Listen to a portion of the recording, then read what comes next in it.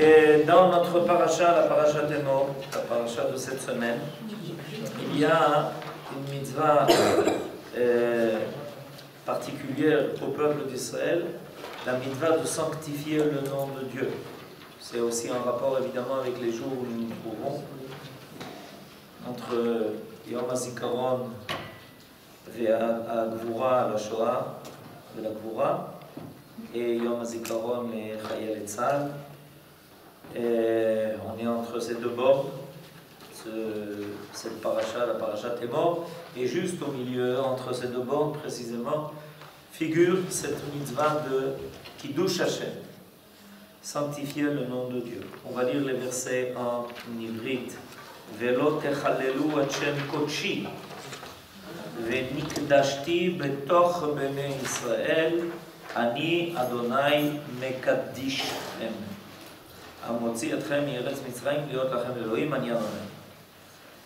Donc, on a l'interdiction du Chilul Hashem, c'est comme ça que ça commence. L'interdiction du Chilul Hashem. Ne déshonorez point mon Saint-Nom. Venikdashti betor bnei Israël. Donc, il y a eu l'interdiction de ne pas profaner le nom de Dieu et l'obligation de sanctifier le nom de Dieu. Betor ben Israël, au milieu des enfants d'Israël. C'est moi l'Éternel qui vous sanctifie, c'est-à-dire que selon le sens simple du verset, c'est Akadosh Baruch Hu qui nous donne la capacité de sanctifier le nom de Dieu, c'est-à-dire cette force surhumaine à travers toute l'histoire, toutes les époques, dans les épreuves les plus difficiles et les plus dures, le âme Israël a toujours pris sur lui de sanctifier le nom de Dieu jusqu'à donner sa vie. Et Akadosh Baruch Hu nous révèle ici que cette force nous vient de lui, qui vous a fait sortir du pays d'Égypte pour devenir votre Dieu, je suis l'Éternel. Et en fait, c'est le but. C'est-à-dire que dans ce deuxième verset, Akadosh Baruch Hu nous révèle que tout le but de la sortie d'Égypte, c'était d'avoir un peuple tel qu'il serait capable d'assumer cette tâche très particulière de sanctifier le nom de Dieu, quoi qu'il arrive, dans tout cas et dans toute situation. C'est ce qui est marqué ici. C'est-à-dire qu'Akadosh Baruch Hu nous a pris pour peuple, non pas pour avoir la vie facile, mais pour être ceux qui sont capables de sanctifier le nom de Dieu. Parce qu'il y a une tâche qui est évidemment difficile, parce que ça demande beaucoup de force et beaucoup de vaillance. Voilà ce qui est marqué donc dans ces versets. L'interdiction de profaner le nom de Dieu. Maïmonide dit que toutes les fautes peuvent être réparées. Toutes les fautes. On peut faire tchouva et finir par réparer toutes les fautes et être pardonné de toutes les fautes, sauf une faute, qui est la faute de Chilul Hashem. C'est-à-dire, profaner le nom de Dieu, Chilul en hébreu c'est très particulier, ça veut dire faire un vide. Quand un homme a une conduite telle qu'il laisse par sa conduite supposer, penser que le monde est vide de la présence divine, ça s'appelle Chilul Hashem. Et ça c'est quelque chose qui est une faute qui est irréparable. Et pourtant, Rabbi Yonah Migiron dit qu'on peut réparer cette faute par Kiddush Hashem. Et en fait, c'est ce qui est marqué dans ce verset. Parce que dans ce verset, les deux commandements sont juxtaposés.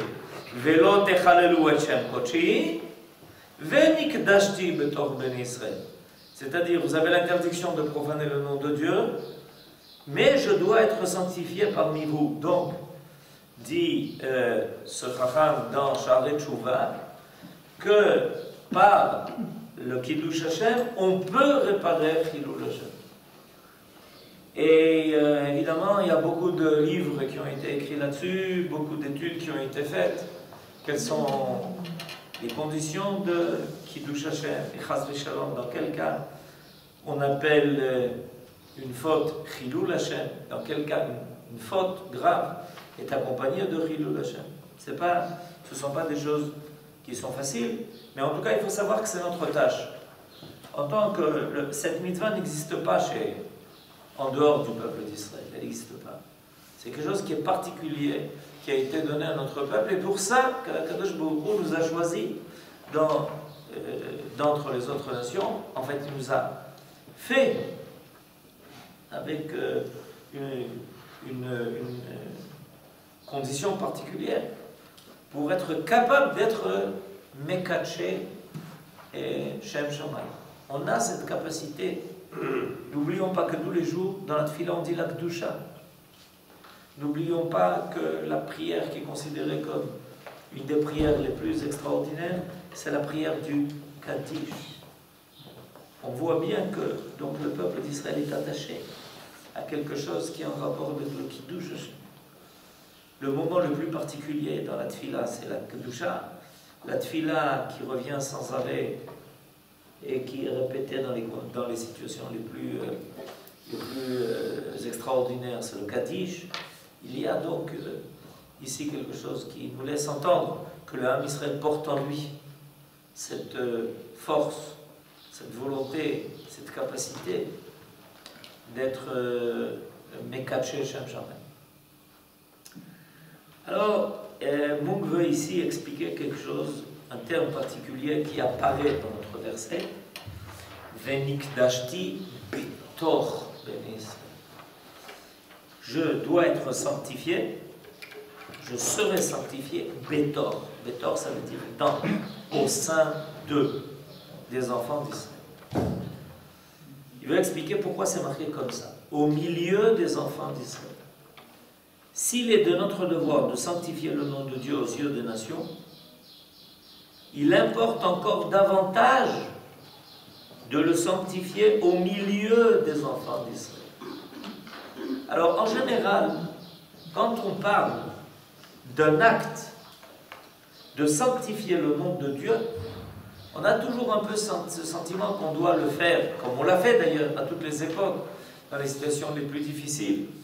Et dans notre histoire très mouvementée, c'est le faire aux yeux des nations. Ne pas renoncer à son identité, prouver qu'on est capable d'aller jusqu'au bout dans l'affirmation de notre volonté de rester attaché à notre peuple, à notre Dieu, à notre peuple, à notre Torah. En aucun cas ne transgresser la volonté de Akadosh Baruch Hu, même si on essaye de nous y obliger, même si on nous torture pour cela. Rien ne nous fait bouger de notre volonté de faire apparaître ce que nous sommes. Et on a toujours le sentiment donc que il y a malheureusement, à travers toute l'histoire, des situations où on a essayé de nous faire renoncer à ce que nous étions, et à notre pouvoir, et à notre identité, et on a été capable de sanctifier le nom de Dieu en n'y renonçant pas. Mais, nous fait remarquer un mot qu'ici, dans le verset, il a marqué Venikdashti betor ben Israël. La première condition qui est réclamée dans cette mitzvah de Kiddush Hashem, en réalité, elle commence d'abord par ce qui se passe au sein du peuple. Contrairement à l'idée admise que la sanctification du nom de Dieu se fait vis-à-vis d'autrui, vis-à-vis des autres, il s'avère que selon la Torah, le Kiddush Hashem commence d'abord par notre capacité de sanctifier le nom de Dieu au sein du peuple.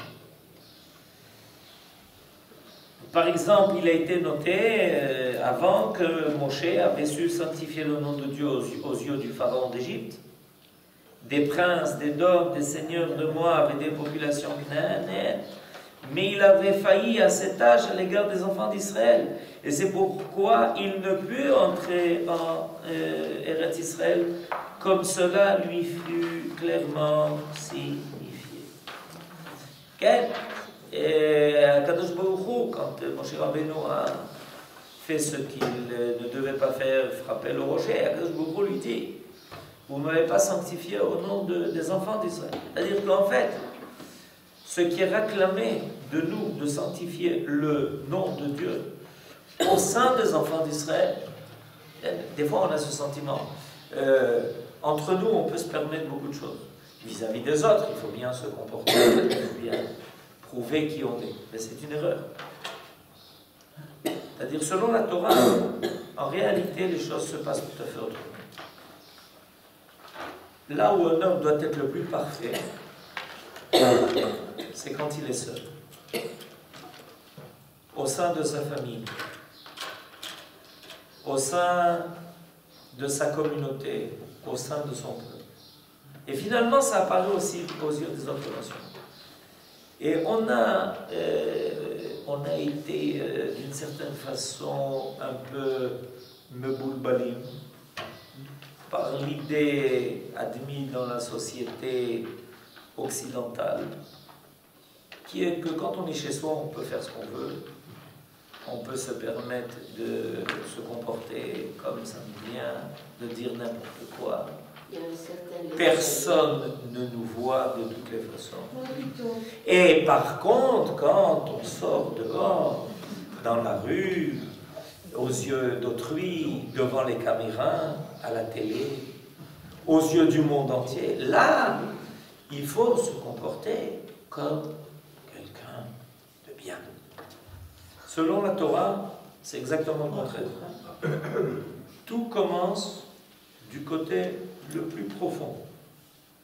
Et c'est pour ça que, chose extraordinaire, le Shulchan Aruch commence par l'idée d'un homme qui se trouve tout seul chez lui, à la maison, enfermé dans une chambre et personne ne le voit. En lui rappelant qu'il est devant Dieu. C'est comme ça que commence le Shulchan Aruch. Exactement le contraire, l'idée contraire des façades. L'idée contraire de la façade. Exactement l'idée contraire.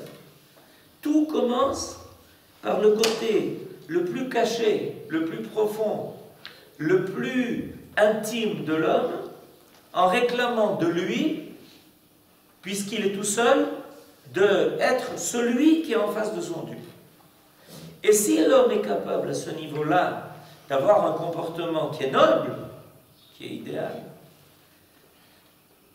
où il est complètement à découvert aux yeux du Créateur, bien qu'il soit caché aux yeux d'autrui, alors on peut dire qu'il est l'homme idéal.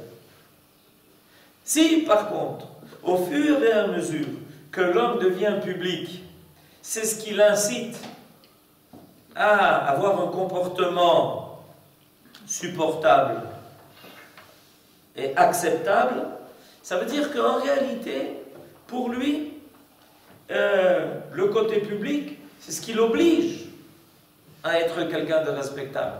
Alors que, fondamentalement, profondément, quand il est tout seul, rien ne lui oblige. C'est de l'hérésie totale. C'est de l'hérésie totale. Pourquoi c'est de l'hérésie totale? Parce que c'est précisément quand tu es tout seul que tu comprends que finalement tu n'es pas tout seul, que tu as un créateur, qui a une présence qui est permanente. Shiviti Hashem, Lenegdi Tamid. Alors évidemment, l'homme a toujours tendance à, quand il est en public, à essayer de se comporter de façon... Il y en a même qui en public ne se comportent pas de façon respectable. Mais il manque de politesse.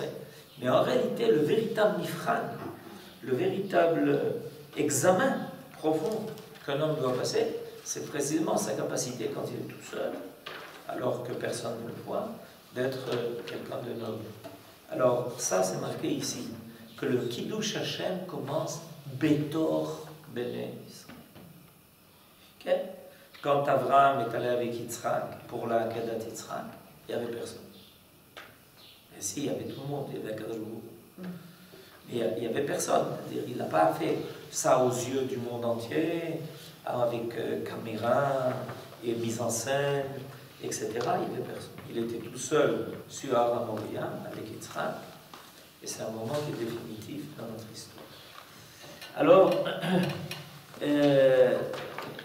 il est certes important d'enseigner, nous disons, aux non-juifs le respect du judaïsme, mais notre effort essentiel doit porter sur le devoir de former les juifs eux-mêmes à l'amour et au respect de notre foi, sans qu'on ait besoin pour ça d'être sous le focus de ceux qui nous examinent. Évidemment, ça rajoute une responsabilité quand on sait que, en plus de ça, notre comportement, nos actes, etc., finalement vont inspirer le comportement et la pensée d'autrui. C'est quelque chose qui rajoute à notre responsabilité. Mais la responsabilité, c'est pour ça que c'est en vérité le travail essentiel de l'éducation. Okay. L'éducation, c'est pas devant les autres comporte-toi bien, mais c'est que tu dois être tov le'atzmecha, tu dois être quelqu'un de bien et de respectable envers toi-même, envers autrui, et tout commence par évidemment le fait qu'il y a une relation permanente de l'être créé, de l'homme, envers son créateur. Pour ça, il n'y a pas besoin de personne. Il y a besoin de... Et je dirais que c'est un peu aussi cette idée que l'on trouve à travers cette mitzvah de la mezouza, qui est toujours une mezouza une idée importante. On pose souvent la question, est-ce qu'on a besoin de mettre une mezouza à chaque chambre? Si on pense que la mezouza n'est qu'une déclaration d'identité, a priori, il suffirait de la mettre à l'extérieur, à l'entrée de notre maison, et on n'aurait pas besoin que dans chaque chambre, on ait une mezouza à l'entrée de notre chambre. Mais en réalité, la mezouza à l'entrée de chaque chambre, c'est la présence divine de Akadosh Baruch Hu qui est permanente, là où on est, dans le côté le plus profond, le plus intérieur de notre maison. On dit pourtant que Dieu dit, comporte-toi envers moi, enfin, je traduis grossièrement, comporte-toi envers moi, Dieu, comme de la même façon que tu te comportes envers l'homme. Donc si l'homme en public se comporte bien, donc il doit se comporter aussi bien envers Dieu. C'est ça ce que vous venez de dire. Il connaît notre faiblesse. Ce que vous venez de... Pardon? Parce qu'Hachem, il connaît notre faiblesse, il nous dit ça. C'est ce que c'est-à-dire, il y a ici une démarche qui est éducative qui est donnée à l'homme. Étant donné que l'homme a tendance à se comporter en public de façon plus respectable et plus noble que quand il est tout seul, alors Akadosh Baruch Hu vient lui rappeler de ne pas oublier sa présence à lui. Vous comprenez? C'est ça tout ce qui est indiqué à l'homme. C'est ça, mais Dieu, vous avez raison. C'est ce que Rabban Yochanan ben Zakkai, avant sa mort, a dit à ses élèves. Yeh mora shamayim alechem ke mora basar vadam. Ayez crainte de Dieu comme vous avez crainte de l'homme. Ça veut dire quoi ça? Et crainte de Dieu comme on a crainte de l'homme? Ça ne devrait pas être le contraire. Mais c'est ça le problème. C'est-à-dire que là, on met le doigt sur le problème. Akadosh Baruch Hu nous dit, mais je vous connais, je sais. Je sais que l'homme a tendance à oublier ma présence et à être plus soucieux de la présence d'autrui que comme un voleur. Il vérifie qu'il n'y a personne autour de lui. Ok. Vous savez, c'est une histoire connue avec le Chafetz Chaim. Le Chafetz Chaim, une fois, il a vu quelqu'un, il était au fond du Beth Midrash et personne n'a remarqué qu'il était assis là-bas parce qu'il était tout petit comme ça avec sa casquette. Dans l'ombre, il étudiait. Il y a quelqu'un qui est rentré et qui a commencé à essayer de voir ce qu'il pouvait grappiner. Alors tout d'un coup, le voleur qui est en train d'essayer de grappiner quelque chose, il entend une voix qui lui dit « Rohim !» Alors il se pince parce qu'il dit « Tu es tellement paniqué parce que tu es en train de faire. Alors ça suffit, reprends-toi mon petit, il n'y a personne. » Alors il recommence, et puis juste au moment où il va prendre, je ne sais pas, dans la caisse de Tzedaka, dans une autre caisse, ou quelqu'un qui avait laissé là-bas son portefeuille, il entend une voix qui lui dit « Rohim !» Et il entend une voix, il dit « Je suis devenu fou.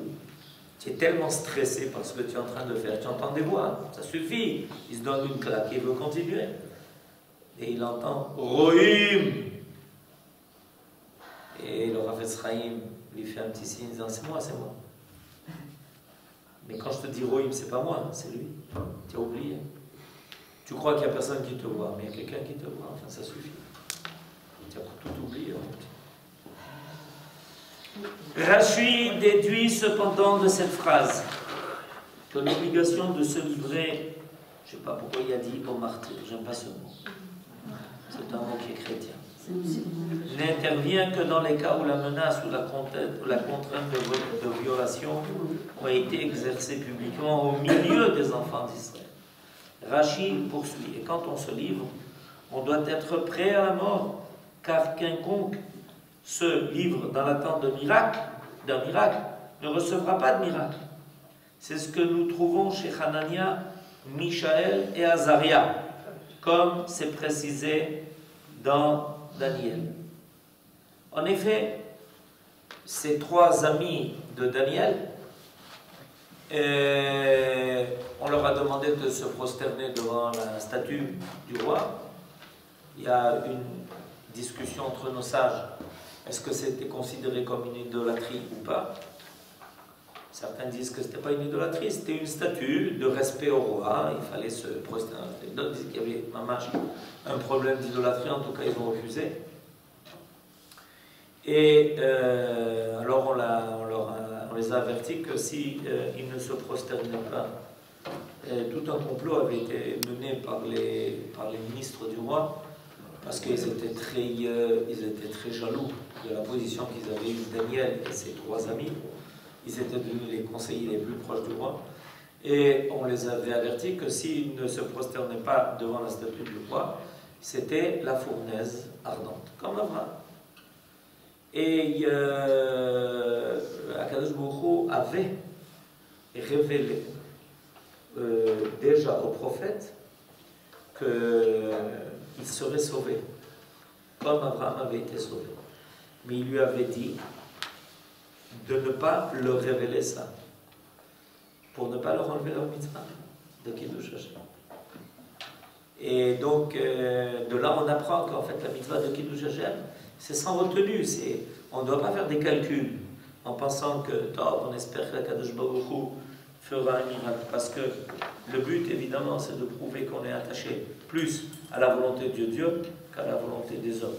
Et cette mitzvah de Kiddush Hashem, en réalité, elle ne suppose pas toujours qu'on doit mourir pour ça.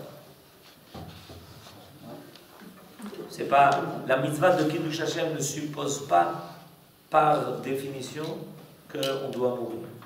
Elle réclame de la part de l'homme de toujours être attaché à la volonté de Dieu et de ne pas être sous le joug de la volonté de l'homme quand elle contredit la volonté de Dieu. Et il est possible que finalement on ne soit pas obligé de donner sa vie pour ça. On sait que Rabbi Yosef Karo, celui qui a rédigé le Shulchan Aruch, a réclamé toute sa vie de pouvoir exécuter cette mitzvah de Kiddush Hashem. Et on a reçu par tradition qu'on lui a révélé dans les cieux, il y avait un ange qui se révélait à lui, à Rabbi Yosef Karo, celui qui a écrit le Shulchan Aruch, le Maggid. Et c'est pour ça qu'il y a un livre qui a été écrit par Rabbi Yosef Karo qui s'appelle Maggid Mesharim, où il raconte tout le dialogue qu'il avait avec cet ange-là. Il venait lui révéler des secrets de Torah. Et entre autres, il lui a dit que sa mitzvah de Kiddush Hashem à lui, c'était d'écrire le Shulchan Aruch. Voilà. Il n'a pas besoin de mourir, mais toute sa vie devait être consacrée à ça, à cette œuvre-là. Il avait combien? 35 ans de travail, jour et nuit, et avec tout ce que ça comportait comme sacrifice. Et en fait, donc il y a un Kiddush Hashem aussi dans faire une shlichut remplir une mission, aller jusqu'au bout de ce que l'on doit faire.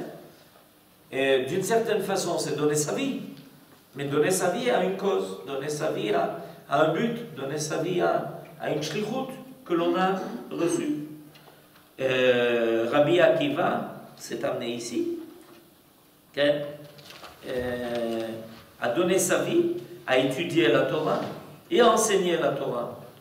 Évidemment, à la fin, ça s'est aussi traduit par le fait que les Romains l'ont attrapé et il fait partie des 10 grands, il est même à la tête, des 10 grands sages d'Israël qui ont été attrapés par les Romains et torturés dans les conditions les pires. Et puis les élèves demandent à Rabbi Akiva comment il peut faire une chose pareille, accepter de mourir dans des conditions pareilles. Il dit, mais toute ma vie, moi, j'ai attendu ce moment-là. De quoi? Pas de mourir. Non. De sanctifier le nom de Dieu. Alors je l'ai fait en fait toute ma vie. En réalité, j'ai fait toute ma vie, c'est ce que j'ai fait toute ma vie. Ce qui se passe maintenant, ça fait partie de ce que j'ai voulu faire toute ma vie, c'est sanctifier le nom de Dieu. Quand je l'ai fait en enseignant la Torah, je l'ai fait. Si maintenant les Romains veulent m'empêcher d'enseigner la Torah et me demander de renoncer à mon attachement à Dieu, ça, ils n'arriveront pas, de toutes les façons. C'est-à-dire qu'en fait, toute ma vie était un Kiddush Hashem. C'est pour ça qu'ils sont peut-être côte à côte, tu verrais. Les Salcaro et Rabbi Akiva. Ils sont dans le même. Ça, c'est. C'est une belle remarque. Ok. Qui sont côte à côte. Dieu, depuis l'exemple du martyr, accepté sans réserve dans le plus sublime amour de Dieu donné par Rabbi Akiva et relaté au traité de Berachot, l'histoire juive nous offre l'image d'une suite ininterrompue d'actes de Messirut Nefesh, par lequel des centaines de milliers d'hommes, je veux dire des millions, de femmes et d'enfants juifs se livrèrent à la mort pour la sanctification du nom de Dieu et sans aucune attente d'un miracle.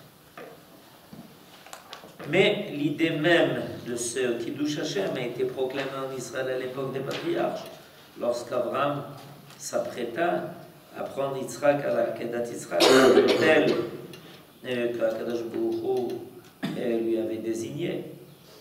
La liturgie fait état de la prière prononcée par Yitzhak au moment de la Kedah et exaucée par Dieu. Anenu keshe'anita le Yitzhak keshe'ne'ekad al gabei hamizbeach. Cette prière a pu avoir pour objet de demander le concours divin pour que l'acte de sacrifice soit accompli de la part de Yitzhak sans faiblesse, sans regret et sans réticence. Le sacrifice le plus parfait du monde peut être rendu invalide, psoul, par une pensée impure, impropre ou inadéquate, marchevet pigoul. C'est-à-dire que de la même façon que lorsque l'on offre un sacrifice au Beth Amikdash, la pensée du Kohen est déterminante. Et quand Abraham et Yitzhak sont allés à la Kedat Yitzhak, il est sûr qu'eux aussi devaient préparer par leur pensée cet acte de don de soi qui finalement n'a pas réclamé de mourir. C'est ce qui est arrivé. Donc on apprend exactement de la Kedat Yitzhak que l'idée du Kiddush Hashem ne réclame pas de mourir a priori, et ça peut aussi inclure ça.